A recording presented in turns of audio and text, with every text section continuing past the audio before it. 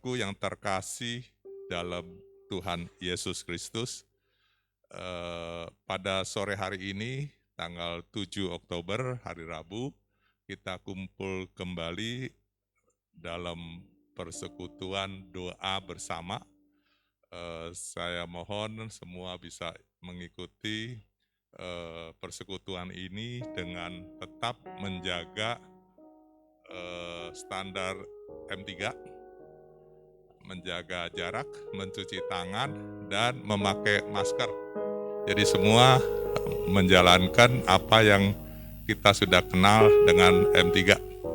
Jadi ibu bapak sekalian, saudara-saudaraku yang terkasih, pada hari ini, malam hari ini juga kami mengucapkan terima kasih kepada Pastor Roni yang akan membawakan firman Tuhan, dan doa-doanya semoga kita diberi keselamatan, kesehatan, dan terus berbakti menjadi murid Tuhan yang setia.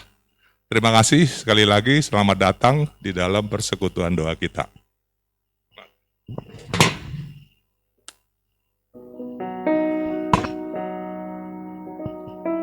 Shalom, selamat malam Bapak Ibu, saudara-saudari yang terkasih. Kita akan mulai ibadah kita. Tapi sebelumnya saya mempersilakan untuk bersaat teduh sejenak.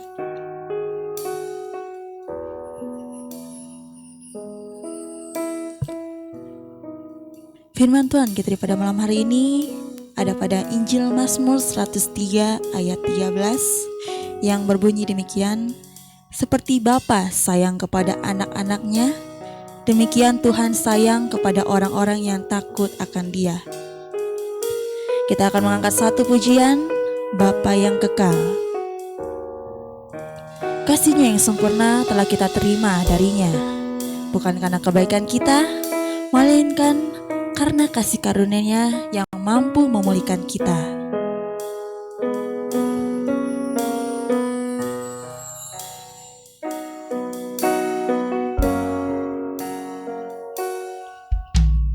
Kasih yang sempurna telah ku terima darimu, bukan karena kebaikanku, hanya oleh kasih karunia-Mu Kau pulihkan aku, layakkanku untuk dapat memanggil-Mu Bapa. Kau beri yang ku pinta saat ku mencari, ku mendapatkan. Ku ketuk pintu-Mu dan Kau bukakan, sebab Kau Bapa-Ku, Bapa yang kekal. Takkan Kau biarkan aku melangkah hanya sendirian. Kau selalu ada bagiku, sebab Kau Bapa-Ku, Bapa yang Saya mengundang semuanya boleh berdiri. Kita angkat pujian ini dari awal kembali.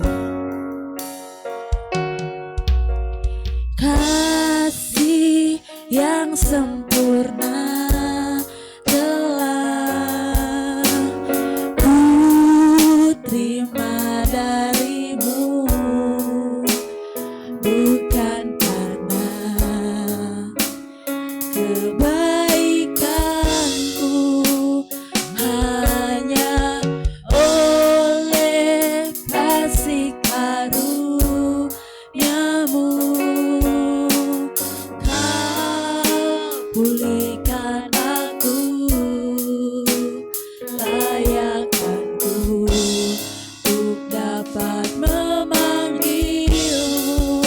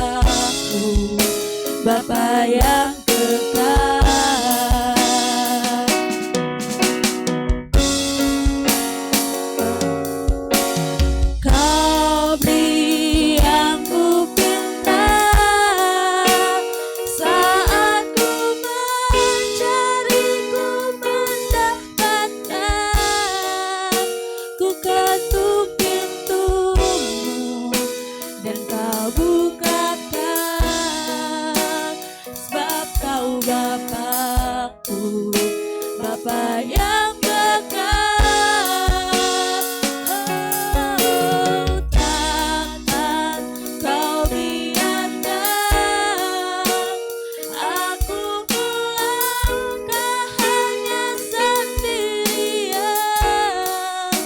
Kau selalu ada bagiku, sebab kau Bapakku, Bapa yang kekal. Kau selalu ada bagiku, sebab kau Bapakku, Bapa yang kekal. Selamat malam Bapa, Tuhan Yesus Kristus kami. Terima kasih atas kesempatan di mana kami bisa beribadah kembali di tempat ini. Terima kasih atas kesehatan, perlindungan-Mu atas kami selama ini, di mana kami bisa beribadah, memuji dan menyembah Engkau bersama-sama di tempat ini ya Tuhan. Berkatilah ibadah kami dari awal pertengahan hingga akhir ya Tuhan. Kuserahkan ke dalam tangan-Mu, berkati juga kami yang ada di tempat ini. Begitupun teman-teman kami yang tidak bisa hadir di tempat ini. Mungkin ada yang sedang sakit, biarlah Kau sembuhkan ya Bapa. Atau mungkin sedang ada yang berduka, biarlah Kau memberikan sukacita terhadapnya ya Bapa. Terima kasih, inilah doa permohonan permintaan cepat syukur kami. Dalam nama Tuhan Yesus kami berdoa halia, amin. Masih bangkit berdiri? Ada sukacita, amin? Haleluya, kita masih bangkit berdiri dan kita akan angkat satu pujian sukacita, sungguh ku bangga Allah.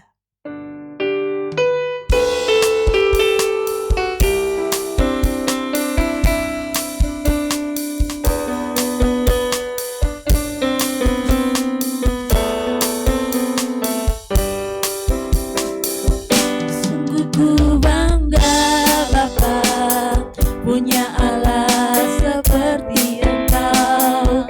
Sungguh ku bangga Yesus atas segala pengorbanan-Mu. Tak ingin aku hidup lepas dari kasih-Mu. Kasih-Mu menyelamatkan dan ku pengharapan. Kini ku persembahkan apa yang aku miliki. Memang tiada berarti dibanding dengan kasih-Mu. Namun ku ingin memberi dengan sukacita di hati.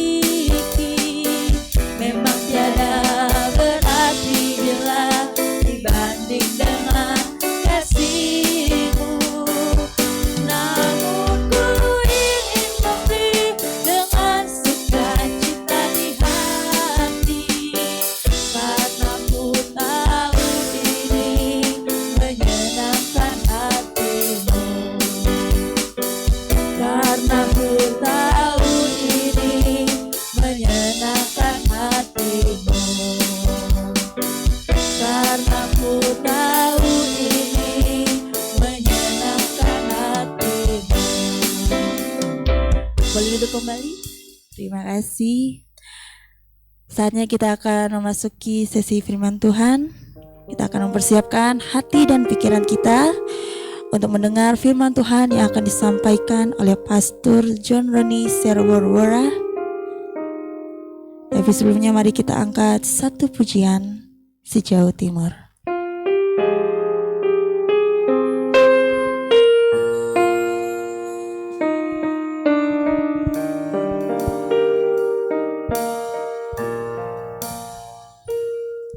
Sejauh timur dari barat, Engkau membuang dosaku.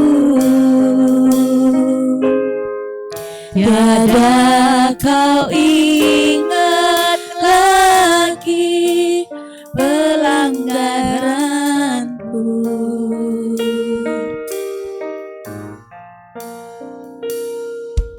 Jauh ke dalam tubir laut, Kau melemparkan dosaku. Tiada kau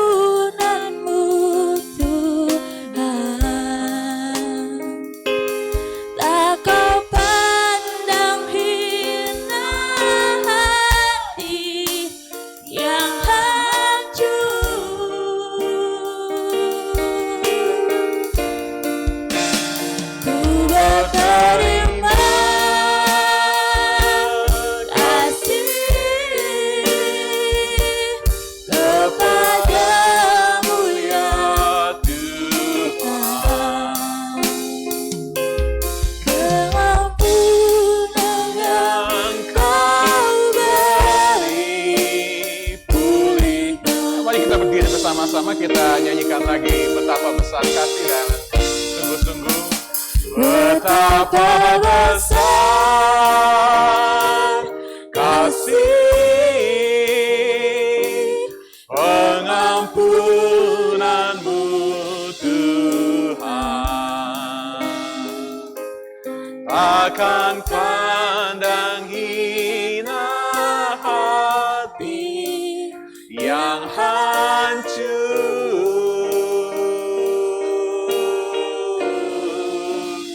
Ku berterima kasih kepadamu ya Tuhan. Pengampunan yang kau beri, pulihkanku. Pengampunan yang kau beri, pengampunan yang kau beri, pulihkanku. Bapa, kami mengucap syukur Tuhan, ketika Engkau mati di atas kayu salib, Engkau mengampuni dosa-dosa kami, dosa yang pernah kami lakukan, yang akan kami lakukan. Kami mengucap syukur Tuhan dan tolong kami untuk tahu bahwa Engkau setia dan adil, Engkau setia bersama dengan kami. Dan pada saat ini kami datang mau berdoa, menyerahkan saat pemberitaan firman Tuhan. Kami mengucap syukur Tuhan bahwa kami memiliki firman Tuhan di dalam kehidupan kami, di dalam bahasa yang dapat kami mengerti, dan kami mau memohon pertolongan dari Tuhan. Roh Kudus yang kami yakin ada di dalam ruangan ini, ada di dalam hati kami, untuk dapat berbicara kepada kami dan menolong kami Tuhan Yesus, untuk sungguh-sungguh memahami kehendak Tuhan. Dan kalau ada yang belum percaya kepada Yesus Kristus sebagai Tuhan dan Juru Selamat, hamba berdoa pada saat firman Tuhan ini diberitakan, mereka akan mau datang kepada Tuhan Yesus. We're so thankful, Lord, for the opportunity, the privilege for us to hear the Word of God. And we're so thankful that we have the Word of God in our hands, and we want to pray that you would help each one of us here, Lord Jesus, that we would be able to understand the richness, the mystery, and the blessing of your Word.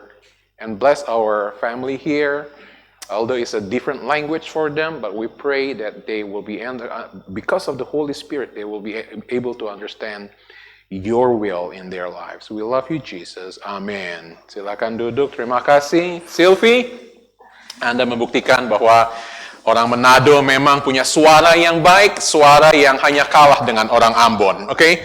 So, jadi kita meninggikan, tetapi kita juga sekaligus menjatuhkan juga. Thank you, Sylvie, dan semua pianisnya baik sekali.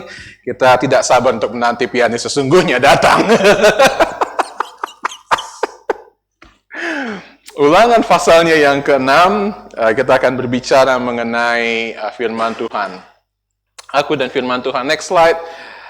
Tuhan kehendaki di bulan Oktober, kalau bulan Agustus dan September, Pendeta Irwanto dan leaders mengizinkan saya untuk berbicara mengenai seri pemuridan, discipleship, dan saya harap Anda yang mengikuti itu, Anda dapat sungguh-sungguh belajar dan berkata, saya rindu untuk memuridkan, saya rindu untuk dimuridkan. Dan sekarang kita akan belajar seri dasar-dasar iman. Kita akan belajar mengenai firman Tuhan, kita akan belajar mengenai Yesus, siapa Yesus. Kita akan bicara mengenai gereja dan kita akan bicara mengenai Injil. So the next 4 weeks, we're going to study about the Word of God, me and the Word of God. And then next week, we're going to talk about Jesus Christ. Who is Jesus Christ? And 2 weeks from now, we're going to talk about me and my church. And we're going to talk, what is the church? And then the last week, we're going to talk about me and the gospel. What is the gospel? Tanggal 28 Oktober, ada hari Sumpah Pemuda, dan kita akan lihat berapa? 70%, 80% plus. 70%, 80% adalah orang-orang muda, dan 30% tidak mau mengakui kenyataan bahwa mereka tidak muda lagi. Jadi ya, kita akan bicara mengenai Sumpah Pemuda. Saya senang, sahabat saya, Aswin, Ko Aswin, Anda mengenalnya, akan datang, dan kita akan tandem. Saya akan bicara mengenai the gospel. We're going to talk about the gospel at the end of this month. Dan kita akan berdoa, mengucap syukur. Pada waktu saya kuliah, sekarang rumah kami adalah rumah mahasiswa di Southwestern seminari-seminari di Amerika Serikat, atau seminari-seminari yang dibangun, ada tanah yang luas sekali, dan punya perumahan-perumahan, ada apartemen, ada rumah-rumah, dan ada rumah-rumah yang tua. Kami tinggal di rumah yang cukup tua dengan memiliki fondasi yang cukup unik. Saya senang melihat frame yang ada di sekitar sini. Di rumah saya taruh frame-nya, saya yang taruh dan pakai water pass. Kita coba lihat balance apa enggak, rata atau tidak. Waktu saya pasang semuanya rata dengan ceilingnya semua rata. Setelah 1 tahun, 2 tahun tinggal di situ, saya lagi lihat-lihat, mengapa frame saya kok kelihatannya miring? Saya berpikir saya pasangnya sudah rata, waktu itu saya lihat yang lain juga rata. Kenapa semuanya rata, tapi kok kelihatannya miring? Nah, saya perhatikan bukan frame-nya yang miring, ternyata ceilingnya turun sedikit. Jadi hanya sedikit saja, 0, sekian derajat, tetapi sampai ke sana sudah kelihatan sekali perbedaannya. Selidik punya selidik, ternyata ada masalah di dalam fondasinya. Jadi saya telepon maintenance datang dan mereka berkata, yes, you have a problem with the foundation of your house. Anda punya masalah dengan fondasi dari rumah Anda. Jadi gimana masalahnya? Oh, gampang, kami bisa tangani. Nah, rumah-rumah di Texas itu adalah tanah yang rata. Negara bagian Texas adalah tanah yang cowboy. Tanah sini di Texas juga nggak ada yang seperti itu. Tapi kita punya Wild West di sini, hebat sekali. Di sana adalah tanah yang kering, dan karena jenis tanahnya jenis yang unik, sehingga perlu ada fondasi yang sangat kuat untuk rumah-rumah di Texas, atau kalau tidak fondasinya akan retak. Nah, fondasi rumah kami goyang, miring, dan ketika mereka memperbaiki, menarik sekali apa yang mereka lakukan. Mereka bawa pompa hidrolik. Saya pikir, di mana truknya yang mau diganti bannya? Gitu, nggak ada. Jadi mereka bawa truk, dan mereka masuk di bawah kami, mereka bisa ada cukup selubang segini, mereka masuk ke bawah, merosot. Saya berkata, untung bukan saya, nggak muat lubangnya buat saya. Mereka masuk ke bawah dan mereka dongkrak. Mereka dongkrak fondasinya dan kemudian rata lagi. Dalam waktu hitungan 1 jam kerja, fondasinya beres lagi. Saya berkata luar biasa sekali ya. Luar biasa, fondasi sangat amat menentukan kekokohan dari rumah. Kalau Anda membayangkan hidup Anda adalah rumah, dan Anda perlu fondasi yang kuat di dalam kehidupan Anda, kita akan bicara mengenai fondasi di dalam kehidupan rohani kita untuk 4 minggu ke depan. Dan saya yakin fondasi yang paling utama di dalam segala sesuatu yang akan kita pelajari ini adalah firman Tuhan. Aku dan firman Tuhan. Nah, kami baru bicara dengan leaders tadi, bicara mengenai anggaran dasar, anggaran rumah tangga, dan kalau Anda lihat di dalam logo kita yang kita miliki ada gambar gading. Ini gambarnya, lambangnya safari memang, gapura di depan. Tapi kami terjemahkannya, saya usulkan dan diterima dengan baik. Itu melambangkan perjanjian lama dan perjanjian baru. 2 gading yang kokoh itu melambangkan kekokohan perjanjian lama dan perjanjian baru di dalam Alkitab kita. Seringkali ketika kita mau belajar firman Tuhan dan ketika kita ditanya, kalau saya tanya setiap Anda, apa kitab favorit Anda di dalam Alkitab? Oke, sebagian setengah akan berkata, karena Anda jarang baca Alkitab. Tetapi ada yang senyumnya lebar sekali. Ada yang setengah akan berkata, kitab Perjanjian Baru. Saya sudah tanya banyak orang Kristen, 80% Pak Irwanto, kalau saya bikin survei saya, 80% akan berkata kitab dalam Perjanjian Baru yang mereka sukai. Karena mereka tidak terlalu mengerti Perjanjian Lama, which is okay, dapat dimengerti. Nah, saya ingin mengajar tentang Perjanjian Lama, ada nats yang indah sekali di dalam Ulangan pasal 6, ayat 4 sampai ayat yang ke-12, yang saya harus akui pertama kali ketika saya membaca, kedua, ketiga, keempat kali ketika saya membaca, saya nggak terlalu tahu artinya, sampai saya harus belajar di seminari dan belajar, dan saya mau membagikan ini kepada Anda, untuk Anda dapat memahami kebenaran firman Tuhan ini. Dengarlah hai orang Israel, ayat 4, Shema o Israel, hai orang Israel, Tuhan itu Allah kita, Tuhan itu Esa. Saya harap Anda mengerti, setiap kali saya berkhotbah, yang bukan pertama kali saya mengajarkan, setiap kali Anda melihat kata Tuhan, T-U-H-A-N, ditulis dalam huruf besar di dalam Perjanjian Lama, selalu berbicara mengenai nama Yesus Kristus. Now, I already help your parents to understand, in your Bible, whenever the word Lord, L-O-R-D, is written in all capitals, it means it talks about the name of Jesus, the name of the God of Israel, Jehovah. It's not just generic God, but it is the God of Israel. Setiap kali kata Tuhan disebut di dalam TUHN, bicara dengan nama Allah Israel. Jadi, dengarlah hai orang Israel, Tuhan itu Allah kita, Tuhan itu Esa. Ayat 5 sudah sering Anda mendengar di dalam Injil Matius, Markus, dan Lukas. Kasihilah Tuhan Allahmu dengan segenap hatimu, dan dengan segenap jiwamu, dan dengan segenap kekuatanmu. Di dalam Matius ditambahkan dengan segenap pikiranmu juga. Apa yang diperintahkan kepadamu pada hari ini haruslah engkau perhatikan. Nah, perhatikan. Haruslah engkau mengajarkannya berulang-ulang kepada anak-anakmu dan membicarakannya apabila satu engkau duduk seperti ini di rumahmu, apabila engkau sedang dalam perjalanan, dalam kondisi kita naik mobil, naik motor, naik bis, kondisi mereka pada waktu itu, naik onta, naik keledai, jalan kaki, apabila engkau berbaring dan apabila engkau bangun, haruslah juga engkau mengikatnya sebagai tanda pada tanganmu dan haruslah itu menjadi lambang di dahimu. Nanti saya akan menjelaskan apa yang dimaksud dengan ayat 8. Dan haruslah engkau menuliskannya pada tiang pintu rumahmu dan pada pintu gerbangmu. Maka apabila Tuhan Allahmu telah membawa engkau masuk ke negeri yang dijanjikannya dengan sumpah kepada nenek moyangmu, yakni Abraham, Ishak, dan Yakub, untuk memberikannya kepadamu kota-kota yang besar dan baik yang tidak kau dirikan. Lihat, ada hal janji-janji yang akan diberikan. Anda melihat di dalam ayat yang ke-11, ayat 12, dan selanjutnya ada janji yang Tuhan berikan ketika mereka sampai ke tanah perjanjian ke Israel. Tapi sebelumnya ada beberapa hal yang harus diikuti. Nah, saya ingin menjelaskan sedikit mengenai kitab Ulangan. Pada waktu kami kecil, kami diajar untuk menghafal oleh mama saya, mau mengajar kami untuk menghafalkan nama-nama kitab dalam perjanjian lama. And by the way, setelah ini kita akan belajar bahasa Inggris, dan kita akan mencoba belajar dan menghafalkan nama-nama kitab dalam perjanjian lama dan dalam kitab perjanjian baru dalam bahasa Inggris. Okay? So, stay tuned, don't go anywhere. Kita akan belajar dan ada tugas, ada PR. Kita akan belajar, waktu kami belajar ada 5 kitab Musa, Kejadian, Keluaran, Imamat, Bilangan, Ulangan. Kami karena masih kecil, nggak tahu, kelas 4, ada kelas umur 4, umur 5, jadi kami bicara Kejadian, Keluaran, Keimamat, Kebilangan, Keulangan. Kita pikir semuanya harus ada ke-nya. Tetapi ketika bicara mengenai kitab Ulangan, kita seringkali bertanya, kenapa disebut ulangan? Next slide.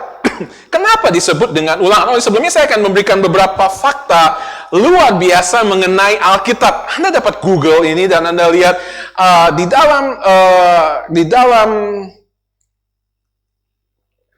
di dalam pointer yang belum nyala ini. Oke. Ini udah nggak nyampe. Ada 66 kitab dalam Alkitab, perjanjian lama, perjanjian baru. Lalu Anda melihat 39 kitab dalam perjanjian lama, 27 kitab dalam perjanjian baru. Dan Anda melihat angka 1.500 di sini. Kelihatan sedikit, di sini kelihatan. 1.500 ditulis dalam kurun waktu 1.500 tahun. Dari mulai kitab Musa sampai dengan Wahyu, ada waktu kurang lebih 1.500 tahun. Dan walaupun penulis utamanya adalah Roh Kudus, kita tahu Roh Kudus yang mengilham, tapi ada 40 penulis manusia, Musa, Samuel, Ezra, Nehemia, Yesaya, dan lain sebagainya. Kita tahu mereka itu penulis-penulis dan kita akan dapat melihat data-data ini. Next slide, tolong. Dan kita akan melihat kenapa ada kata dengarlah, Shema, O Israel. Setiap kali orang Israel sampai dengan detik ini, ketika mereka mendengarkan kata Shema, O Israel, pernah saya jelaskan di sini bahwa Perjanjian Lama pada waktu itu, atau kitab orang Ibrani, belum mengenal pasal dan ayat seperti yang kita miliki saat ini. Jadi setiap kali mereka mau merujuk kepada satu bagian di dalam firman Tuhan, mereka akan mengucapkan kata pertama atau kalimat pertama di dalam kitab atau di dalam bagian tersebut. Misalnya ketika mereka mau berbicara mengenai Mazmur 23, mereka imamnya, dalam konteksnya kalau saya orang imam orang Yahudi dan Anda pendengarnya, ketika saya mau berbicara mengenai Mazmur 23, tidak ada Mazmur 23, yang ada adalah Tuhan gak adalah gembalaku, takkan kekurangan aku, dan selanjutnya. Jadi bagaimana saya bisa mengajak Anda untuk membaca atau menghafalkan dalam konteks mereka, Mazmur 23 adalah dengan mengatakan, saya akan mengatakan Tuhan adalah gembalaku. Ketika dikatakan Tuhan adalah gembalaku, mereka semua tahu bahwa pemimpin mereka sedang mengajak mereka untuk berbicara mengenai Mazmur 23. Ketika setiap kali mereka berbicara, pada mulanya adalah firman, mereka sedang berbicara, mereka tahu bahwa pendeta mereka, imam mereka sedang mengajar mereka untuk berbicara mengenai Kejadian pasal 1. Nah, perhatikan. Ketika orang Israel sampai dengan detik ini mendengar kata Shema, O Israel, mereka tahu bahwa imam mereka, rabi mereka, guru mereka sedang mengajak mereka membuka kepada Ulangan 6 ayat 4 sampai dengan ayat yang ke-9 ini. Begitu luar biasa ayat 4 ini. Dengarlah hai orang Israel, kasihlah ayat 4 sampai ayat 5 ini. Luar biasa. Saya akan menjelaskan bahwa mereka menulisnya dalam gulung dan digulung kecil seperti linting begitu, dan mereka taruh di dalam satu alat ibadah mereka yang saya akan jelaskan. Dan di sini ada pernyataan mengenai doktrin Tritunggal yang dikatakan. Jadi kalau Anda mendengar teman-teman dari keyakinan lain mengatakan kita punya 3 Allah, Anda dapat mengatakan, oh tidak, kami ada ayat di dalam perjanjian lama yang menekankan bahwa kami hanya percayakan satu Allah. Tuhan itu Allah kita, Tuhan itu Esa. Kita percaya akan Tritunggal, satu-satunya Allah. Kata terjemahan lain, Tuhan Allah kita, Tuhan itu satu-satunya, tidak ada yang lain. Dan kemudian di dalam ayat 5, Injil Matius, Markus, dan Lukas, ketika orang Yahudi bertanya kepada Yesus, ada sekian banyak hukum di dalam perjanjian lama, hukum yang mana yang paling utama? Dan Yesus berkata, kasihilah Tuhan Allahmu dengan segenap hatimu, dan kasihilah dan lain sebagainya. Dia sedang berbicara mengenai Shema, O Israel, dengan Shema ini, tentang Ulangan 6 ayat yang berikutnya. Nah, sekarang kita akan belajar mengenai kitab Ulangan itu sendiri. Apa ini maksud? Kenapa dikatakan kitab Ulangan? Apakah kita hanya mengulang semuanya? Kalau Anda melihat di dalam Ulangan pasal yang ke-1, Anda dapat melihat inilah perkataan-perkataan yang diucapkan Musa kepada orang Israel di seberang sungai Yordan, di padang gurun, di Araba Yordan, di tentangan Zuf, antara Paran dan Tofel, Laban, Hazerot, dan Delzahab. Jadi pada waktu Musa sudah berumur 120 tahun dan dia hampir meninggal, sampai waktunya dia tahu bahwa seluruh orang Israel yang keluar dari tanah Mesir sudah meninggal, sudah mati, dan hanya tinggal 2, yaitu Yosua dan Kaleb. Dan yang ada di depan dia adalah generasi muda orang Israel. Nah, kenapa disebut dengan Ulangan? Di dalam bahasa Inggris, kalau Anda tahu, ini adalah Deuteronomy. Dari bahasa Latin namanya Deutero dan Nomos. Anda yang belajar mengenai bahasa-bahasa Latin, Anda tahu nomos artinya hukum, oikos nomos, ekonomi, hukum ekonomi, oikos nomos, ekonomi, economy. Deuteronomos adalah Deuteronomy, hukum yang kedua. Bukan ada hukum pertama yang lebih tinggi dari hukum yang kedua, tetapi hukum yang kedua kali diberikan. Hukum yang kedua kali diberikan. Apa ini maksud dengan hukum yang kedua? Hukum yang kedua adalah hukum yang diberikan kepada bangsa-bangsa Israel. Next. Yang menolong kita, ini bukan sekedar pengulangan, tetapi ini diberikan kepada generasi muda. Anda tahu, ketika orang Israel membangkang, memberontak terhadap Tuhan, Tuhan membunuh mereka. Semua generasi tua yang keluar dari Mesir dibunuh sehingga tinggal 2, Yosua dan Kaleb. Orang-orang ini tidak melihat, tidak mengalami perbudakan di tanah Mesir. Orang-orang yang mendengar kitab Ulangan ini tidak melihat Allah membelah laut Teberau menjadi 2. Mereka tidak mengalami menyeberang laut mati seperti Laut Merah. Mereka tidak melihat bagaimana luar biasanya Musa turun dari Gunung Sinai, membawa 2 loh batu, ada kilat, ada guru, ada gemetar, ada awan yang turun, melambangkan kemuliaan Tuhan. Mereka tidak melihat semuanya itu. Mereka tidak memberontak melawan Musa dan Allah, tetapi mereka ini akan masuk ke tanah perjanjian dan mengalahkan bangsa-bangsa yang ada di tanah perjanjian. Itu sebabnya kalau Anda membaca kitab Ulangan, sepertinya ada pengulangan dari kitab Keluaran, Imamat, dan Bilangan. Musa memberikan pesan, Musa menceritakan ini yang harus engkau ingat, ini yang harus engkau pelajari, dan lain sebagainya. Nah, kalau Anda ada saat ini dan Anda kebanyakan di sini adalah generasi millennials, betul? Sedikit saja yang generasi Z, millennials, so hebat, so semangat sekali Pak Sony menjawabnya. Generasi millennial adalah generasi yang unik, aneh, tapi nyata, yang banyak didiskusikan. Saya sedang belajar bukan mengenai generasi Anda, tetapi generasi Z yang di bawah Anda. Setelah generasi Z tidak ada lagi namanya generasi. Sudah campur aduk, sudah fluid. Tidak ada lagi nama generasi setelah Z. Z itu adalah terakhir. Anak-anak saya, Ayla dan Ariana adalah generation Z. We're talking about you are generation Z.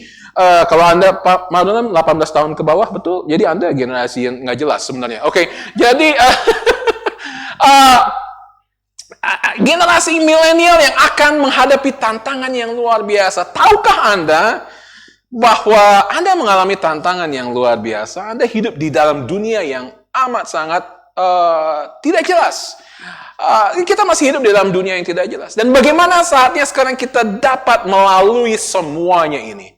Saya ingin mengatakan kebenaran firman Tuhan yang nyata 4.000 tahun yang lalu yang didengar oleh generasi muda Israel nyata juga untuk kita saat ini, dan kita akan melihat. Mari kita lihat next slide apa yang dimaksud. Ada pertanyaan, ini generasi baru yang akan menyeberangi sungai Yordan. Mereka belum menyeberang sungai Yordan, itu sebabnya pasal 1 ayat 1 mereka akan menyeberang sungai Yordan. Ini generasi muda yang akan merobohkan tembok Yeriko. Mereka akan menaklukkan bangsa-bangsa lain dan mereka akan masuk tanah perjanjian, dan Tuhan berkata, you must be ready. Anda harus siap. Bagaimana caranya Anda siap? Bagaimana caranya bangsa Israel yang masih muda itu siap? Bagaimana caranya generasi muda di dalam Safari Park Baptist Fellowship siap? Selain dengan bertanya, bagaimana hubungan saya dengan firman Tuhan? Jadi pertanyaannya adalah, aku dan firmanku. Bagaimana saya dapat menghadapi tantangan semua di dalam kehidupan ini dengan firman Tuhan? Jadi pertanyaannya adalah bagaimana kita dapat memasuki tanah perjanjian, bagaimana kita dapat menghadapi semua tantangan ini next dengan apa yang Tuhan kehendaki. Bagaimana saya dapat mengalami pertumbuhan rohani. Anda berkata, saya sudah mengambil keputusan di retreat kemarin, saya sudah mengambil keputusan untuk Tuhan, saya sudah mau menjalani kehidupan yang baru, tapi bagaimana kita dapat mengalami pertumbuhan rohani sesuai dengan kehendak Tuhan? So the question for us right now is how we can experience spiritual growth in our lives. How can we grow spiritually based on the Bible, based on the Word of God? So we're going to talk about 3 things tonight, how these things could help you to have a spiritual growth. So next, kita akan lihat 3 hal ini. Yang pertama, kita harus mendidik anak-anak sesuai dengan firman Tuhan. Kita akan melihat apa yang dikatakan di sini. Yang kedua, kita akan memiliki hidup yang didasarkan pada firman Tuhan. Dan yang ketiga, kita akan membangun rumah atau keluarga kita di atas firman Tuhan. Yang pertama, anak-anak yang dididik. Kedua, kita akan memiliki hidup kita yang didasarkan pada firman Tuhan. Dan kemudian kita akan membangun rumah kita di atas firman Tuhan. Itu pasti handphone saya yang bunyi. Sahat, tolong ambil dan bawa pulang dulu ke rumah, tapi kembalikan besok pagi. Oke, jadi kita akan bicara mengenai yang pertama dengan mendidik anak di dalam firman Tuhan. Kita akan bicara yang pertama, bagaimana kita akan mendidik anak di dalam firman Tuhan. Dan Anda berkata, oke, ini bukan konteks buat saya, ini konteksnya untuk Pak Marula, untuk Bu Yuli, untuk Reza, untuk Pak Tony, dan Pak Ir, dan lain sebagainya. Saya belum punya anak, saya yang berkatakan kepada Anda antara sedang harus dididik seperti anak ini, atau sebentar lagi Anda akan menikah, dan Anda pasti akan punya anak, dan akan bicara bagaimana. Next slide, kita akan lihat bagaimana apa yang dikatakan di dalam firman Tuhan, mendidik anak di dalam firman Tuhan. Ketika kita melihat kata di dalam hal ini, haruslah engkau mengajarkannya berulang-ulang kepada anak-anakmu. Haruslah engkau mengajarkannya berulang-ulang kepada anak-anakmu. Nah, menariknya kata mengajarkan di situ, Anda harus tahu bahasa Mesir pada waktu itu, bahasa Ibrani adalah bahasa yang pada waktu itu belum mengenal bahasa seperti kita, huruf alef, bet, yet, dan seperti itu. Kita belum tahu ABCD-nya, alfabetnya belum ada, sehingga ada istilahnya pictograph. Ada tahu pictograph? Pictograph adalah ketika mereka mau menulis sesuatu dan melambangkannya dengan gambar.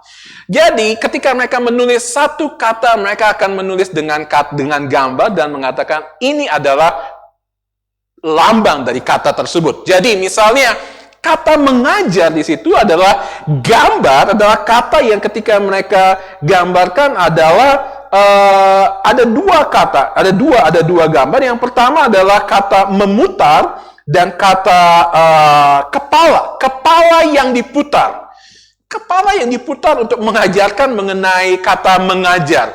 Kenapa ketika dikatakan haruslah engkau mengajarkannya, dan ketika kata mengajar itu dijelaskan adalah seperti orang memutar kepala anak-anak di situ. Well, kita harus tahu bahwa seringkali dalam mendidik anak, kita ada yang sudah memiliki anak, ada yang tahu betapa sulitnya mengajarkan. Anda seringkali harus memegang kepala anak Anda dan kemudian memutarnya supaya mereka akan tetap dapat melihat ke depan. Anak saya misalnya, anak-anak beberapa dari Anda juga pasti mengalami hal seperti itu ketika sedang belajar, matanya kemana-mana dan mamanya harus putar lagi palanya supaya tetap ada di depan buku atau di depan komputer dan belajar. Ini yang dimaksud dengan memutar kepala, mengajarkannya berulang-ulang kepada anak-anakmu. Ketika engkau duduk, arah kepala menentukan arah penglihatan dan jalan yang dipilih. Anda mau berjalan ke arah sana, Anda harus memutar kepala Anda dan melihat. Anda tidak dapat berjalan ke sana dan kepala Anda menengok ke sana. Apa yang terjadi? Anda akan entah tersandung, dan salah jalan, dan lain sebagainya. Anda harus berjalan sesuai dengan arah kepala Anda. Anda mau jalan ke selatan, kepala Anda harus ke selatan. Anda mau ke timur, Anda harus tahu kepala Anda harus ada ke timur. Ada ayat di dalam Amsal 22 ayat 6 adalah Amsal yang indah sekali. Dikatakan, didiklah seorang muda menurut jalannya, dan jika ia menjadi besar, ia tidak akan berpaling. Kata orang muda di sini sebenarnya kata anak. Train up a child in the way he should go, and when he is old, he will not depart from it. Jadi dikatakan adalah lebih mudah untuk mendidik anak-anak daripada memperbaiki orang tua. Coba dengar kata lagi. Adalah sangat mudah untuk mendidik anak-anak daripada untuk mengubah orang tua. Ada banyak akrobat di sini. Anda akrobat-akrobat, Anda tahu bahwa Anda bisa melakukan seperti itu karena semua Anda dilatih sejak masa muda. Misalnya, Mel, latih saya dan Pak Irwanto untuk melakukan sesuatu yang Anda lakukan saat ini. Nggak mungkin bisa, udah terlalu terlambat. Tetapi ketika dari kecil mereka dilatih untuk melakukan semuanya itu, mereka dapat dengan mudah melakukannya. Terlambat untuk kita seperti ini. Lalu kemudian kita akan mengatakan apa yang dimaksud ketika kita berbicara mengenai anak-anak. Nah, Anda tahu bahwa di Jakarta ada banyak sekali sekolah-sekolah unggulan. Semua sekolah-sekolah kelihatannya unggulan. Mereka hebat. Semua sekolah sedang berbicara mengenai bagaimana sekolah mereka adalah sekolah yang terbaik. The best school in town. Semuanya.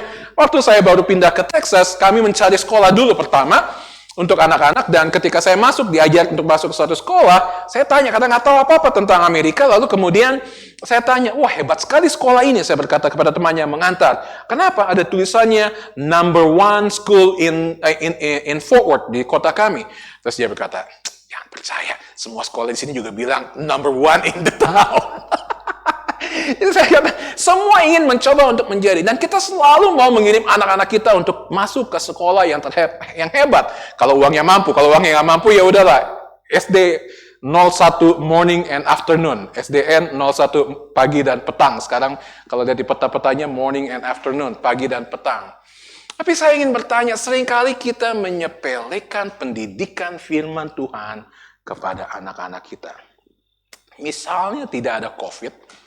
Sebelum COVID, saya mau tanya, apa attitude dari orang tua?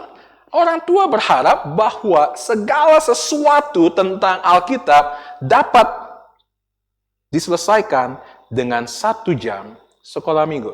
Betul Bu Pendeta? Orang tua bawa anak-anaknya ke sekolah minggu dan berharap 1 jam di sekolah minggu, tugas mereka beres. Anaknya menjadi suci sepanjang Senin sampai dengan Sabtu. Dididik lagi. Anda tahu itu. Jadi ketika ada yang ini percakapan pada waktu nah, ketika anaknya bandel, orang tua akan berkata, siapa sih guru sekolah minggunya? Guru sekolah minggu cuma satu jam dalam seminggu.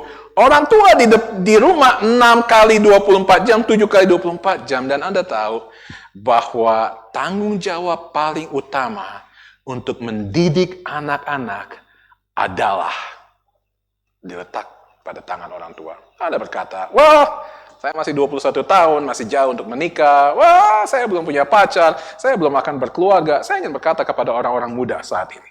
Oke? Pada waktu Anda mulai pacaran, pada waktu Anda mulai serius, berbicara dengan calon suami, calon istri, ini hal yang harus dibicarakan. Nah, ada kesalahan antara saya dan Lena pada waktu itu. Kami tidak bicara berapa jumlah anak yang akan kita miliki. Kita nggak pernah bicara, Pak Doni. Akhirnya ya udah ketika kelima kita salah-salahan. Emang kita nggak pernah ngomong? Nggak pernah. Oke, salah lah kita punya 5 anak. Tapi kita diberkati. Tapi Anda harus bukan saja berbicara mengenai jumlah anak, tapi harus berkata, istri, wanita-wanita harus tanya, oke, kita mau didik anak kita di dalam Tuhan seperti apa? Siapa yang akan mendidik anak-anak yang paling utama? Dan para cowok yang ganteng-ganteng saat ini, yang akan melamar, yang akan mempropose, saya ingin menantang Anda semua. Ketika Anda pacaran, dan ketika Anda berumah tangga, dan ketika Anda punya anak, di dalam nama Tuhan Yesus saya berkata, tanggung jawab untuk mendidik anak-anak di dalam Tuhan adalah terletak pada Anda. Karena ayah adalah imam di dalam rumah tangga. Jangan Anda berkata, ini bukan khotbah untuk saya. Nah, ini khotbah untuk saya. Bagaimana dengan saya yang akan menikah nanti, ibu-ibu dan calon-calon ibu dan lain sebagainya? Anda harus berkata kepada calon suami Anda, oke? Anda belum punya kehidupan rohani yang terlalu dalam, punya waktu 3 tahun kita pacaran, lama juga 3 tahun, nggak apa-apa, 4 tahun, 5 tahun. Pada waktu Anda punya waktu untuk belajar Alkitab. Kalau nggak ngerti-ngerti, tanya Pak Marulam. Dia sudah hafal semua perjanjian lama dan perjanjian baru, dia bisa mengajarkan kepada Anda. Anda harus tahu, kalau Anda sekarang sedang berkata, kelihatannya saya yang harus diputar kepalanya seperti tadi. Ini bukan untuk anak-anak saya, tapi saya harus diputar kepalanya. Dan mungkin sore hari ini, Anda adalah anak-anak ya, orang-orang muda yang kepalanya harus diputar, dikembalikan, dan berkata, hei, jangan kebiasaan lihat seperti itu. Hei, jangan kebiasaan nongkrong seperti itu. Hei, harus belajar firman Tuhan. Next slide, kita akan belajar yang kedua. Bukan saja kita akan berbicara mengenai anak-anak yang dididik, tetapi kita harus berbicara mengenai hidup yang didasarkan pada Alkitab. Apa yang dimaksudkan oleh firman Tuhan ketika berbicara seperti ini? Haruslah juga engkau mengikatkannya sebagai tanda pada tanganmu, dan haruslah itu menjadi lambang di dahimu. Ulangan 6 ayat 4 dan 5 ini ditulis dalam gulungan gulungan kertas, gulungan scroll yang sangat kecil, mereka tulis dan mereka akan gulung. Contohnya gambarnya seperti ini. Next slide. Anda lihat, ini namanya tefillin. Ada kotak kecil, tradisi orang Yahudi, mereka ada kotak kecil dan Anda lihat di dalamnya, di dalam ini adalah gulungan. Ya, di tengah-tengah yang putih ini adalah gulungan. Gulungan, kalau Anda buka gulungannya itu, gulungannya cukup kecil dan ditulis dalam bahasa Ibrani, Shema, O Israel, Tuhan Allah kita, Tuhan itu Esa, kasihilah Tuhan Allahmu, dan selanjutnya. Ditulis dengan kecil-kecil dan digulung, ditaruh dalam kotak ini. Next slide. Apa yang mereka lakukan? Mereka akan taruh Anda lihat, di tangan, digulung-gulung di tangan, dan juga ditaruh di dahi. Ini adalah alat ibadah mereka. Alat ibadah yang ada banyak sekali peraturan yang harus dilakukan. Misalnya, Anda harus bersih. Jadi ada banyak persamaan antara saudara-saudara kita orang Islam dengan saudara-saudara kita orang Yahudi dalam cara beribadah. Mereka akan, kalau mereka mau membaca Alkitab mereka pakai tefillin ini, gulungan kecil ini namanya phylacteries. Mereka akan taruh di dada, taruh di tangan. Anda lihat di tangannya ada gulungan, mereka taruh di tangan sini. Dan kemudian mereka akan mengucapkannya, membaca firman Tuhan. Nah, ada banyak sekali peraturan yang harus mereka lakukan. Misalnya, ketika ini, minta maaf, ketika mereka sedang pakai ini dan mereka ingin ke belakang, mereka harus buka semuanya itu dan kemudian ke belakang dan baru pakai lagi. Jadi begitu luar biasa ketat mereka dengan semuanya ini sehingga memakai tefillin adalah sesuatu yang amat sacred, sangat kudus untuk mereka untuk membaca. Itu sebabnya dikatakan haruslah juga engkau mengikatkannya sebagai tanda pada tanganmu dan haruslah menjadi lambang di dahimu. Anda buka Matius 23 ayatnya yang kelima yang dikutip oleh Yesus ketika Yesus sedang menghardik orang-orang Yahudi. Dikatakan semua pekerjaan yang mereka lakukan hanya dimaksud supaya dilihat orang.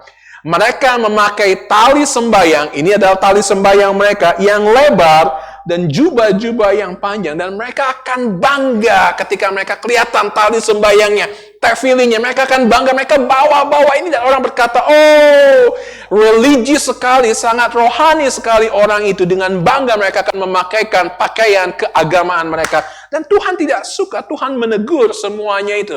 Tetapi yang dimaksudkan oleh Musa pada waktu itu ketika mengatakan kehidupan Anda haruslah kehidupan yang seakan-akan Anda memegang tefillin di tangan Anda dan memakai tefillin di dahi Anda. Dan Anda berkata, kan kita tidak pakai lagi itu semua. Saya ingin mengatakan kepada Anda, puji Tuhan, kita tidak lagi memakai tanda pada tangan kita dan tanda pada dahi kita. Karena 2000 tahun yang lalu, ada seorang yang rela berjalan ke atas Bukit Golgota karena ada tanda-tanda yang dipakukan di tangannya.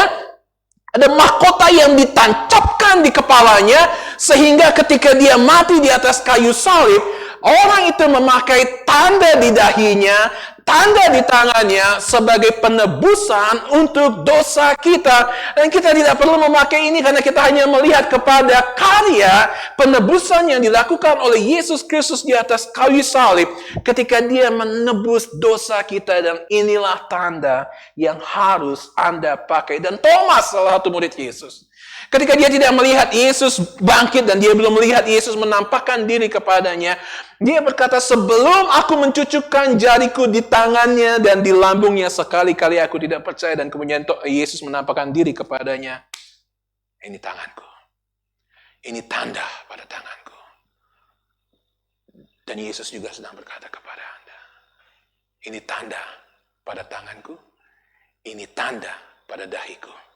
Dan kalau malam ini Yesus berkata kepada Anda, di mana tanda pada tanganmu dan tanda pada dahimu? Apakah Anda sudah sungguh-sungguh menjalankan, mengarahkan semua kehidupan Anda seperti orang Yahudi pada waktu itu memakai tefillin di dahi mereka, di tangan mereka? Kita sekarang memakai kalung salib. Kita memakai baju yang ada salibnya, ada tulisan dan lain sebagainya. Seringkali kita memakai kalung salib karena kita mau menunjukkan identitas kita sebagai orang Kristen. Kita tidak perlu memakai kalung salib kalau kehidupan kita tidak memancarkan kayu salib. Beberapa tahun yang lalu saya pulang dari Semarang ke Jakarta setelah ada tugas. Dan karena pesawatnya pagi sekali, jam 6 saya bangun pagi sekali dan saya tidak sempat renungan di kamar. Jadi saya renungannya di ruang tunggu di airport, di lounge di airport. Saya tunggu situ dan saya renungan, saya baca Alkitab.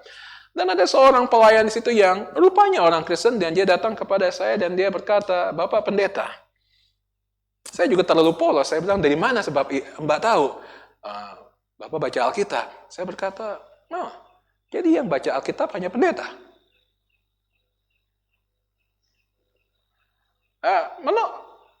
Apakah tidak semua orang Kristen harus membaca Alkitab? Harus jelas kehidupannya dalam membaca Alkitab. Pertanyaan saya kepada Anda, aku dan firman-Ku. Aku dan firman Tuhan. Bagaimana pembacaan firman Tuhan kita? Saya harus jujur. Pagi tadi terlalu sibuk, bangun kesiangan, terlalu sibuk, ada banyak sekali tugas yang harus selesaikan, dan jam 12 harus sudah naik ke puncak. Dan saya berkata, Tuhan, kan saya sedang menyiapkan seluruh waktu saya untuk mengajar, untuk menyiapkan bagian firman Tuhan sore ini, untuk mengajar nanti, untuk besok, dan lain sebagainya. Kan saya membuka Alkitab di depan saya. It's okay dong, nggak renungan.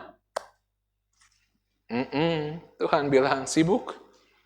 Baca Alkitab. Dan baca Alkitab. Tidak ada kata terlalu sibuk untuk menghabiskan waktu 15 menit, 20 menit, atau bahkan 30 menit untuk membaca firman Tuhan. Karena firman Tuhan akan menolong Anda. Dan yang terakhir adalah ketika kita mendirikan rumah kita dengan firman Tuhan ayat yang ke-9. Dan haruslah engkau menuliskannya pada tiang pintu rumahmu dan pada pintu gerbangmu. Anda tahu tadi tefillin yang ada di dalam kotak tersebut? Orang Yahudi begitu taatnya akan hukum-hukum Musa ini, sehingga kalau Anda pergi ke rumah orang Yahudi, Anda lihat di pintu gerbangnya atau masuk di pintu depan rumah mereka, akan ada Ulangan 6 ayat 4. Ditulis dalam bahasa Ibrani. Anda masuk ke dalam rumah orang Yahudi ortodoks yang masih sangat ketat peraturannya. Saya ketika ada di kota Memphis, kami menginjili rumah-rumah di situ dan kami lihat rumah-rumah orang Yahudi ada tanda-tandanya. Tanda yang dikatakan sampai dengan detik ini mereka masih begitu taat dan mereka pakai tanda di sana. Dan yang menarik, kata bait, kata rumah di sini adalah sekali lagi pictograph, adalah gambar tenda. Gambar tenda apa yang dimasukkan? Menuliskannya pada tiang pintu rumahmu dan pada tiang pintu gerbangmu. Begitu penting tiang pintu rumahmu, karena apa? Karena disitulah letak segala sesuatu yang akan dilihat oleh orang. Anda tahu seringkali ketika Natal kita taruh hiasan Natal di pintu, ketika kita mau menyambut orang ada tiang pada pintu rumahmu, dan Anda masih ingat ketika orang Israel keluar dari Mesir, Tuhan memerintahkan kepada mereka apa? Oke? Semua rumah orang Israel di tiang pintunya harus dibubuhkan darah anak domba. Dan setiap rumah yang ada darah anak dombanya, Tuhan akan melewati rumah itu. Malaikat maut tidak akan merenggut nyawa anak sulung. Ingat hari Minggu kita bicara mengenai anak sulung. Tidak akan membunuh anak sulung di situ. Dan Paskah artinya melewati. Melewati artinya Tuhan melewati rumah itu, ada keselamatan di dalam rumah tersebut. Begitu seriusnya Tuhan dengan rumah, dengan keluarga. Kalau Anda lihat rumah, misalnya kalau Anda keliling-keliling dan melihat rumah-rumah di kompleks-kompleks perumahan, dimanapun, Anda melihat dari tanda di depannya, Anda dapat melihat kondisi dari orang yang ada di dalam rumah tersebut. Misalnya, kalau Anda mencari rumah, dan Anda masuk dan ada tulisan di situ, dalam penyegelan Bank Mandiri. Artinya, orangnya nggak bayar cicilan, hati rumahnya disita sama bank. Atau, rumah ini dijual, rumah ini dikontrakan. Ada tanda di situ untuk menjelaskan situasi dari rumah tersebut. Atau dari depannya Anda dapat melihat, orang ini suka bunga atau tidak. Orang ini mau merawat rumahnya atau tidak. Atau kalau kita lihat sendalnya banyak, sepedanya banyak. Nah, anaknya 5 seperti Roni. Anda lihat bahwa dari depan rumahnya kita dapat melihat apa kondisi di dalam rumah tersebut. Saya ingin bertanya kepada Anda. Kalau orang lewat rumah Anda, apakah orang dengan mudah akan mengenali keluarga Anda? Saya ingin ulangi sekali lagi. Dan ini bicara lagi kepada Anda-Anda yang sedang lihat lirik kiri kanan dan berkata, lu kan calon pacar gua, calon suami gua, istri gua, oke. Anda mulai bicara dari saat ini dan berkata, oke, kalau kita membangun rumah tangga nanti, rumah tangga seperti apa yang akan kita bangun? Rumah tangga yang hanya mencari uang, rumah tangga yang hanya mencari kesibukan, atau rumah tangga yang sungguh-sungguh mau dibangun di atas dasar firman Tuhan. Kalau Anda melihat, saya kembali lagi kepada daerah Texas, kalau Anda melihat di Texas, mencari rumah di Texas, cukup melihat dinding depannya, dan Anda melihat ada crack, ada retak-retak di atas sana, Anda tahu ada masalah pondasi dari rumah tersebut. Teman saya, seorang realtor, dan dia jago sekali. Dia cuma melihat rumah, dan dia berkata, pondasinya nggak benar. Lihat sini, pondasinya nggak benar. Anda tahu? Apakah orang dengan mudah akan berkata kepada Anda, ketika Anda berkeluarga nanti, atau Anda yang sudah memiliki keluarga, dan orang dapat berkata, Dari cara istri bicara sama suami aja saya udah tahu keluarganya nggak benar. Dari cara anak ngomong kepada orang tuanya aja saya udah tahu orang tua nggak mendidik anak dengan baik. Dari cara suami tidak mau memeluk, tidak mau menggandeng, tidak ada kemesraan kepada istrinya, saya udah tahu suami seperti apa ini. Dan Anda harus tahu bahwa keluarga Anda harus didirikan di atas dasar firman Tuhan. So, saya merasa kelihatannya firman Tuhan ini untuk keluarga-keluarga yang sudah memiliki keluarga. Tapi bagi Anda yang akan menikah, Anda harus ingat pada tanggal 7 Oktober ini, pada waktu nanti Anda akan melangsungkan janji pernikahan. Dan Anda ingat, waktu saya mau mengadakan janji pernikahan, saya ingat khotbah Roni tanggal 7 Oktober. Saya harus mendirikan keluarga saya di atas dasar firman Tuhan. Karena saya mau mengarungi kehidupan bahtera, saya harus punya kekuatan dari firman Tuhan. Teman saya sudah menikah 20 tahun dan sedang berkata kepada saya, kelihatannya 20 tahun itu kalau harus berakhir saat ini, saya biasa-biasa saja. Saya berkata kepada dia, 20 tahun, saya mulai bulan Mei depan 20 tahun menikah, saya berkata, saya nggak mau sia-siakan 20 tahun tersebut. Tetapi yang parah sekarang 5 tahun, 3 tahun, 2 tahun. Saya baru karena nonton seorang artis, saya baru dengar nama artis tersebut. Ya, Anda tahu, saya nggak mau sebutkan namanya. Pernikahannya luar biasa di gereja. Indah sekali, nyanyi di acara resepsi. Wah, luar biasa. 2 tahun kemudian, cerai. Banyak sekarang yang seperti itu. Jadi pertanyaannya, aku dan firman Tuhan. Pertanyaan untuk kita semua, Anda orang tua, Anda anak-anak, Anda orang muda, apa hubungan Anda dengan firman Tuhan? Seberapa dekat hubungan Anda dengan firman Tuhan? Seberapa haus Anda akan firman Tuhan? Masih ingat seperti rusa yang rindu aliran sungaimu? Mazmur 42 ayat 1. Di dalam bahasa Inggris, as the deer panted for the water. Seperti rusa yang rindu. Kata rindu di situ adalah kata yang kalau kita terjemahkan ke dalam bahasa Indonesia, kata ngos-ngosan.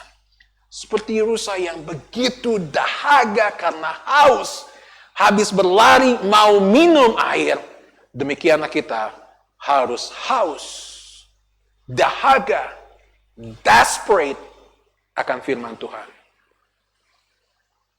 Saya harap Anda keluar dari pintu gereja ini dengan satu komitmen. Kalau saya hanya baca Alkitab 5 menit kemarin, malam ini saya mau baca 10 menit. Kalau Anda bisa cek Facebook Anda selama 15-20 menit, Instagram Anda 23 menit, masa Anda nggak bisa baca Alkitab 20 menit?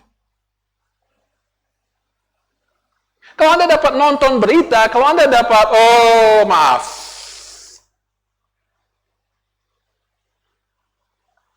Anak-anak cewek sini suka nonton drakor. Begini juga suka drakor. Bukan cewek aja, cowok juga drakor. Kalau kita drakor, drama Kroya. Kalau Anda bisa nonton itu, kenapa tidak bisa 15 menit, 20 menit firman Tuhan? Kalau Anda dapat baca SMS, WhatsApp, Messenger teman Anda, 15 menit, Anda dapat chat dengan mereka 20 menit, 30 menit, dan ada orang yang mati bagi Anda di atas kayu salib, dan dia mengirim surat cinta kepada Anda yang tertulis di dalam firman Tuhan ini. Masa Anda nggak bisa 15 menit, 20 menit membaca firman Tuhan tersebut? Think about it. Renungkan ini. Dan jangan cukup renungkan.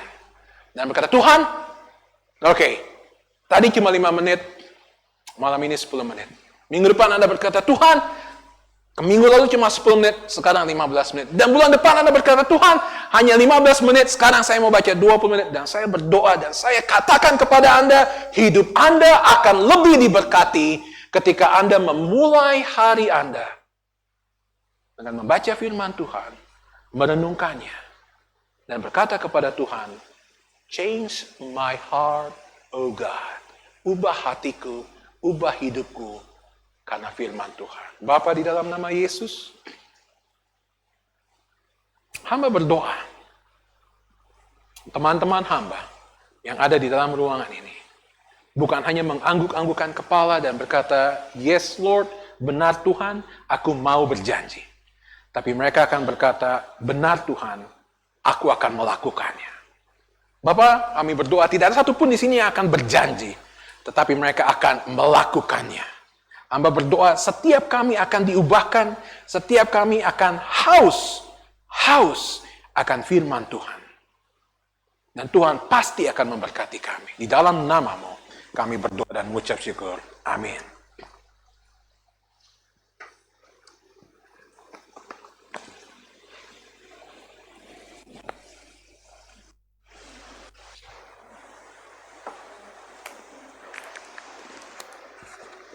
Thank you, Pak Tony.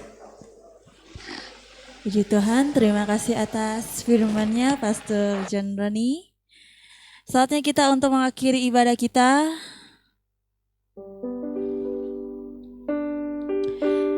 Kita akan mengangkat satu pujian respon dari firman Tuhan di malam hari ini. Aku mengasihi Engkau, Yesus.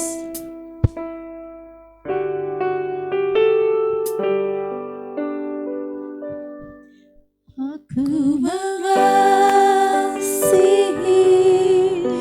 Engkau, Yesus, dengan segenap hatiku. Aku mengasihi Engkau, Yesus, dengan segenap jiwaku. Merenungkan firman-Mu siang dan malam, ku pegang perintah-Mu dan ku lakukan. Engkau tahu ya Tuhan, tujuan hidupku hanyalah untuk menyenangkan hati-Mu.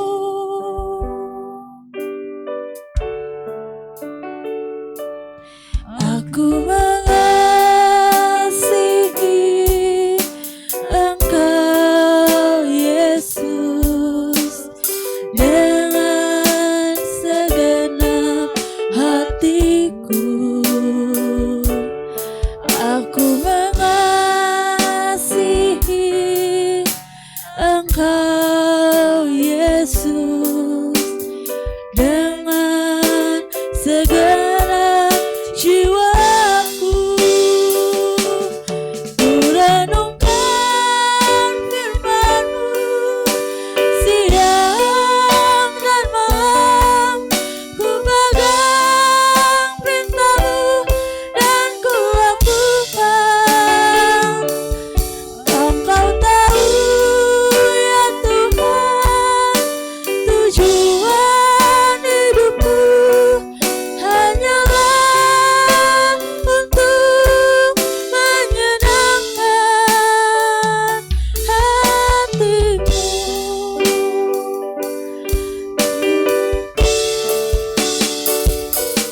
Ku renungkan firman-Mu siang dan malam, ku pegang perintah-Mu dan ku lakukan.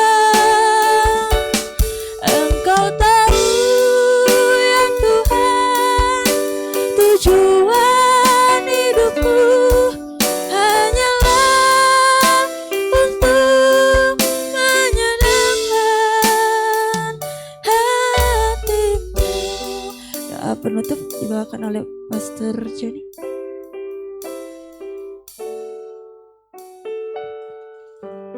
Kita akan memakai saat ini untuk kita berdoa sama-sama. Kita akan mendoakan segala pergumulan gereja kita. Kita akan mendoakan segala pergumulan pribadi kita. Kita mendoakan segala pergumulan keluarga-keluarga kita. Saya ingin mengajak kita semua untuk menundukkan kepala, menutupkan mata, dan memakai saat ini untuk sungguh-sungguh saat percakapan antara Anda dengan Tuhan Anda. Anda datang dan berkata, Tuhan Yesus, terima kasih untuk hujan yang Tuhan berikan kepada kami. Ketika ada banyak di daerah dimanapun yang ada kekeringan, Tuhan memberikan hujan kepada kami. Dan kami mengucap syukur bahwa Tuhan memberikan berkat kepada kami. Ketika kita ada saat ini dan kita datang, Tuhan, kami mengucap syukur, kami ada sebagaimana kami ada. Kami mengucap syukur untuk kesehatan yang Tuhan berkati. Ketika kita ingat akan kesehatan kita, mari kita pakai waktu ini untuk mendoakan orang yang Anda kenal yang sedang terjangkit COVID-19. Mungkin itu saudara Anda, mungkin itu teman, kenalan, atau orang yang tidak Anda kenal yang jumlahnya ada ribuan, puluhan ribu di Indonesia dan di dunia saat ini. Mari kita berdoa, menyerahkan dan berdoa, Tuhan tolong sembuhkan mereka. Mari kita pakai 1-2 menit untuk mendoakan orang-orang yang sedang terkena COVID-19.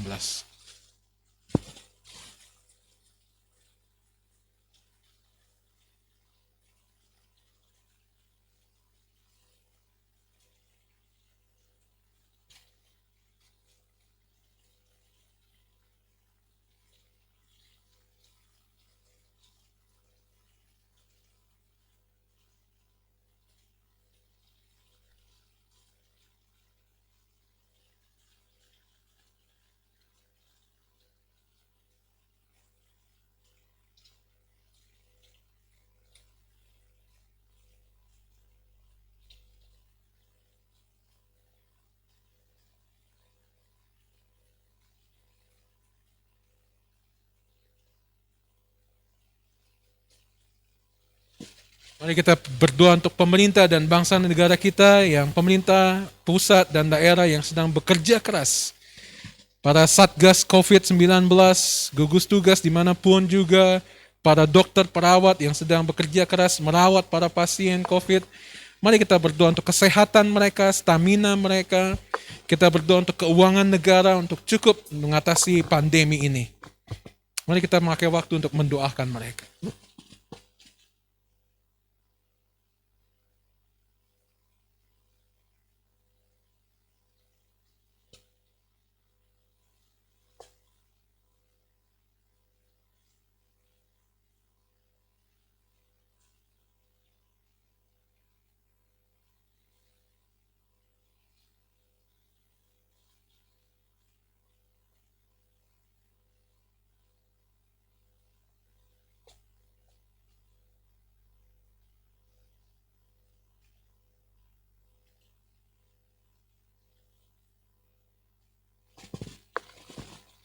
Mari kita berdoa untuk krisis ekonomi yang menghadang dunia ini, yang menghantam Indonesia, yang mempengaruhi Taman Safari juga, yang mempengaruhi ekonomi kita.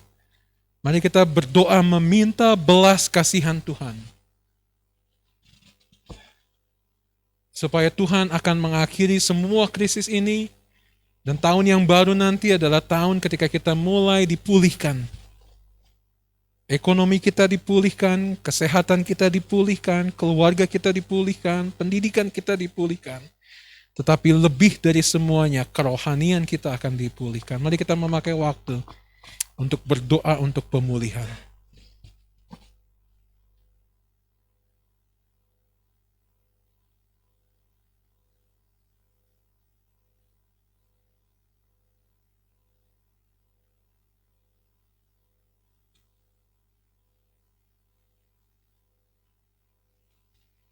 Bapa, kami mengucap syukur untuk saat berdoa pada malam hari ini, dan kami mau menyerahkan segala pergumulan kami, pergumulan untuk Safari Park Baptist Fellowship dengan semua program-program baru, rencana-rencana. Kami berdoa supaya sungguh Tuhan di tengah krisis ini kami akan dapat menuai banyak jiwa. Kami rindu ada lebih banyak lagi yang akan dibaptiskan. Kami rindu akan lebih banyak lagi yang dijangkau. Kami rindu untuk menjangkau masyarakat di sekitar kami, melayani para karyawan di tempat ini dan para pengunjung. Berikan hikmat kepada kami Tuhan untuk memancarkan kasih Kristus kepada orang banyak. Dan kami datang, kami berdoa dan kami mohon kepadamu ya Bapa, tolong berkati kami. Berkati JBC, induk kami dengan semua cabang di Jonggol, di Tegal, di Nias, dimanapun juga kami berdoa Tuhan Yesus yang memberkati. Tuhan Yesus yang menolong, Tuhan Yesus yang mengurapi. Dan kami berdoa Tuhan, hamba mau mendoakan setiap pribadi yang ada di dalam ruangan ini, mereka orang tua yang harus bergumul dengan anak-anak yang sekolah online. Kami berdoa untuk orang-orang muda yang sedang bergumul dengan calon pasangan hidup mereka, bergumul dengan keadaan ekonomi mereka, bergumul dengan karir mereka. Berdoa Tuhan berkati hamba-Mu Pendeta Irwanto dengan ibu yang melayani. Tuhan urapi mereka dalam kepemimpinan mereka, penggembalaan mereka, dan setiap kami Tuhan Yesus yang urapi, Tuhan Yesus yang berkati. Akhirnya Bapak, kami mengucap syukur untuk saat ini, saat persekutuan doa ini dan saat pelajaran ini, dan kami berdoa supaya setiap kami akan semakin cinta Tuhan Yesus, semakin setia kepada firman-Mu, semakin mengasihi satu dengan yang lain, menjauhkan gosip dari gereja kami, dan mau rindu untuk membangun gereja kami di dalam Tuhan. Dalam nama-Mu Tuhan Yesus, kami berdoa dan mengucap syukur. Amin.